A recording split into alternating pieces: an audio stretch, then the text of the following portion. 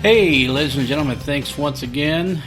I'm your host, Derek Lane, and another edition of the Fast Lane Podcast for Your Success. I'm glad you could join me. I know it's been a little bit since we've had one of these. So without further ado, let's jump into it.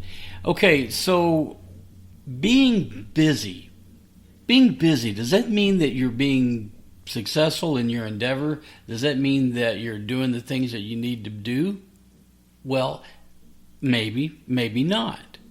So oftentimes people can be busy procrastinating. In other words, I know what I need to do to work on my strategies. I know what I need to do to help me on my success path and success journey. I know what I need to do, but I'm not doing it. I'm doing other things. I'm being busy. So when we're not busy and we're not working on our path, that's more than we can take. We're just like, no, I can't do that. So we tend to make up things that substitute what we're supposed to be doing. We tend to make up things to take place of what we're supposed to be doing. It's kind of like where they say that you can't break a habit, you can only replace a habit. And that's kind of what you're doing. You're just replacing your motivation for doing what you need to do. I know that I need to sit down and write these letters to my clients, but hey, I've got to go out and cut the grass. So I'm going to do that. It's easier. I know what I need to be doing. I know that I need to be making these phone calls. I know that I need to be writing in these journals. I know I need to be doing a blog or a video blog, whatever the case may be. I know I need to be doing that, but I've got to wash my car. I've got to go help Fred with his thing that he's doing. I promised him. Okay? So it's easy to sidetrack yourself. It's easy to put yourself in a different situation to avoid some of the things that you know you need to be doing. So why do we do that? If we know that we need to do these things to better ourselves, if we know that the fruits of our labor is better served on the plan that we made, well, there again, it comes back to either the fear of failure or the fear of success. The things that we know we need to do, and it furthers us along, but we procrastinate those things. And in procrastinating, we don't want to admit that. In our psyche, we don't admit we're procrastinating. We don't admit that we're putting things off. So we do other things. And we can justify it.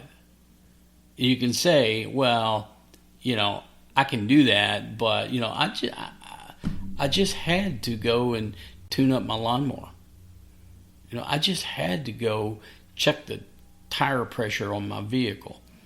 All the lamest things. Yeah, you do need to get those things done. But that's why it's important to gather your thoughts.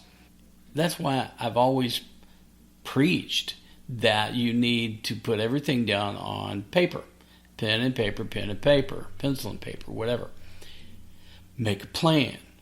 Because that's what helps your subconscious come back around to doing the things you know you need to do, because now we've prioritized where we need to be, what we need to be doing.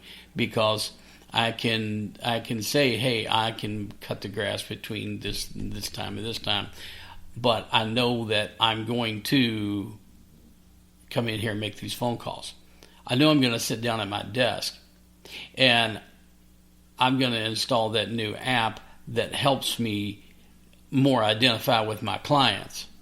I'm going to sit down at my desk and I'm going to put down on paper my plan. I'm going to revise my plan. I'm going to adjust it. I'm going to tweak it. I'm going to make it better. And I'm going to put real thought and effort into it, because that's what helps me. That's what progresses me. That's what keeps me going. And that's what helps others around me, because I've put time into this and I've identified the things that I need to do, which is not only progress my path for success, but aid and assist the peoples around me, because if I don't do that, then I'm letting myself down, and we don't want to let ourselves down. So the thought that you have, I'm busy right now, I can't, or go away, I'm busy. You have to make that time. You have to, number one, you have to control your time.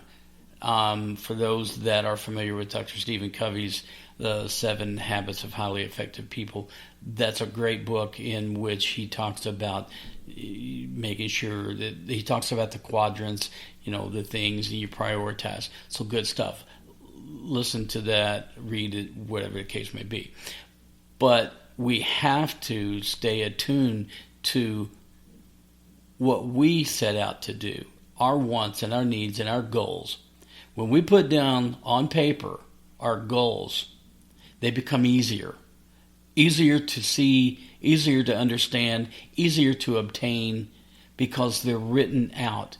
And when you do it with your own hand, in your own pen, on your own paper, on your own desk, whatever the case may be, you have an opportunity to speed up the process, because it no longer takes a back seat, and all of that wasted busy time, the things that must be done, that must come before your success, all that stuff's going to be there.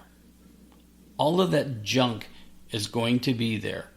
Yes, we want to do it. We want to get these things done. But you owe it to yourself to do the successful things first. To write these things out. Pen and paper, pen and paper. We talked about it. I've talked about it every podcast. I at least mention some aspect of it. So there we are. Full circle, back around. Okay. Planning. We've talked about this. Most people spend more time planning their yearly vacation than they do their success path. And you don't have to put together a plan for your entire life, but you do need to put together a plan for your immediate future. You should have more detail in this month's plan than you do the next 6 months, and this year, and the next 5 years, the next 10 years. You can set the next 10-year goal as something that needs you want to have happen. It's a bigger project, and you can see yourself doing this, and that's great. But you see the details that lead up to that. That's the things that need to take place to get to that point. So you have a vague idea of what you want to do, and it may change, and that's okay. But you have to understand that the timeline between that 10-year mark, that 5-year mark, that 1-year mark, the details become increasingly more important as you get closer to now, to the now time. It's been said all that we have is now, but we also have a future. And that future that we think about is in the now. We have a past that we can reflect on, not dwell on. We have experiences that assist us in moving forward into our journey. We don't dwell on them. We don't cry over spilt milk, as they say, but we use our experiences as tools to help us in the future. We live in the now. We prepare for the future. We stop doing meaningless, busy work just to admit we're busy. I'm busy. I am busy. I'm busy. Hey, did you get those reports together? Did you see what I sent you? No, I'm busy. Busy doing what? Busy doing what? Were you cleaning your bathroom sink?